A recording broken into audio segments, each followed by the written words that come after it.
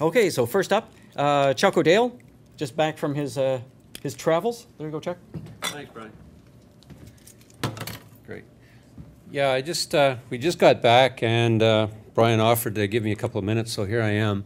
Eric Kajal and myself, we just came back from northern Quebec from a little hole in the ground that is kind of semi-famous. Just zoom into it there, Chris.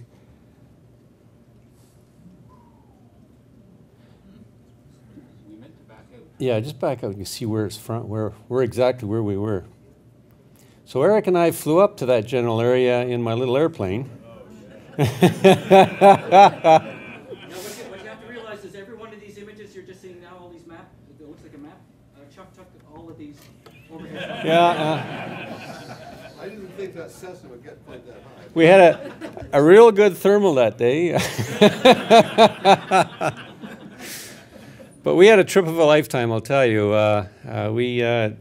Eric investigated the heck out of trying to get in here. We've tried every method, and believe it or not, there's an airport there now, and it's a park, and you're allowed in.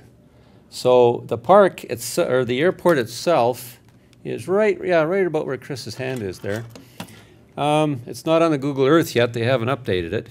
You got to use the term airport very loosely, eh, Chuck? That's right, yes. We'll show you a picture of that some other time, but it's about 900 feet long. I could get my Cessna in there, but I don't think I could get it out.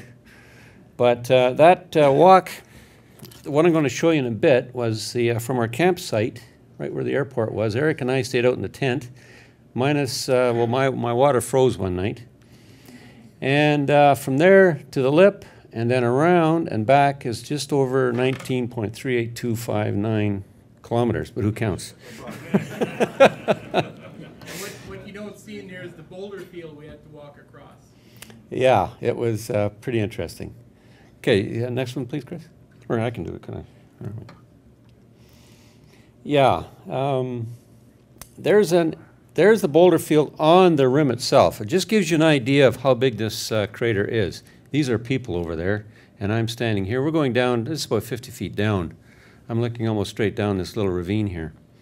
And the history of it, back in the 1950s, Dr. Mean from the ROM and a guy named Chubb, he was a geologist, flew up there. Chubb thought it was a kimberlite. He was looking for diamonds. And Mean, being a geologist, pretty well saw from the pictures that it is an impact, and he wanted to go up there to prove it one way or the other. The proof actually was not confirmed until about the 1960s when impact melt was discovered. So actually the 70s, I think. But anyway, from the early 50s through, they rejected just about every other means of making this hole in the ground except for an impact.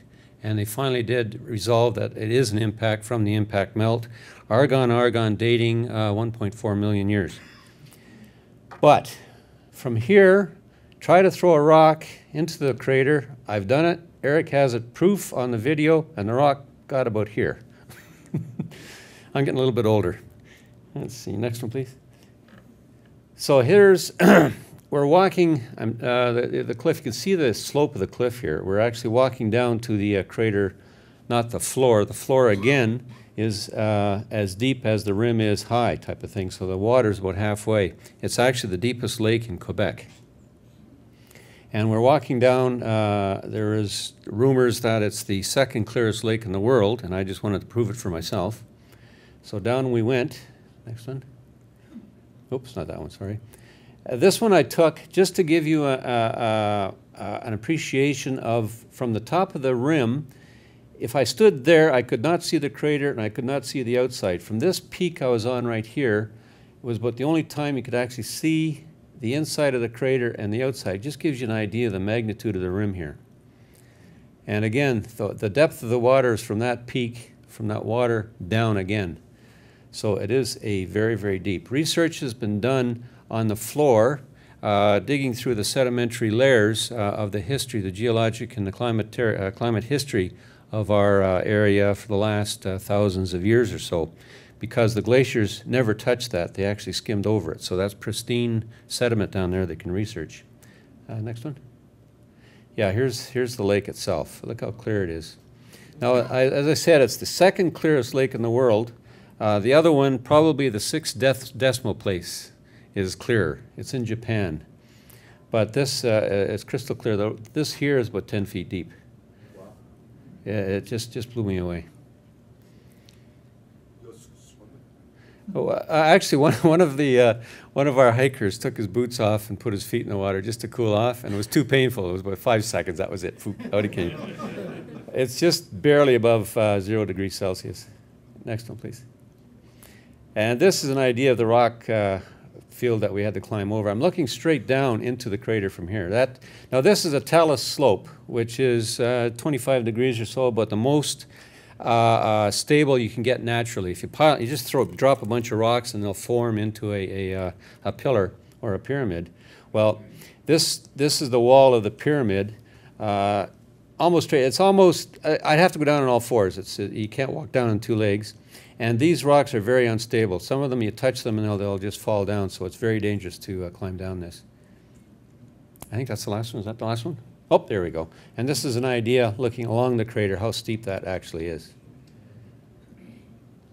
I'm going to put an article into Astronaut to show some more geology of it. There was no bedrock displayed in the crater that I could find. There was a couple of parts in the canyons that I took pictures of.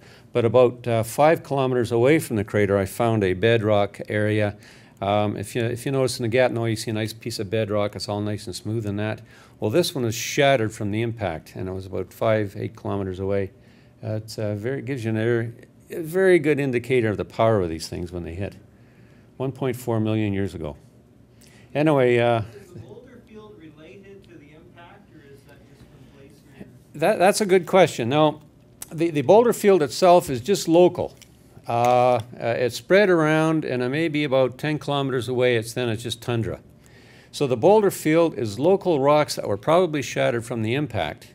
And of course, the glaciers came by and just mixed them all up.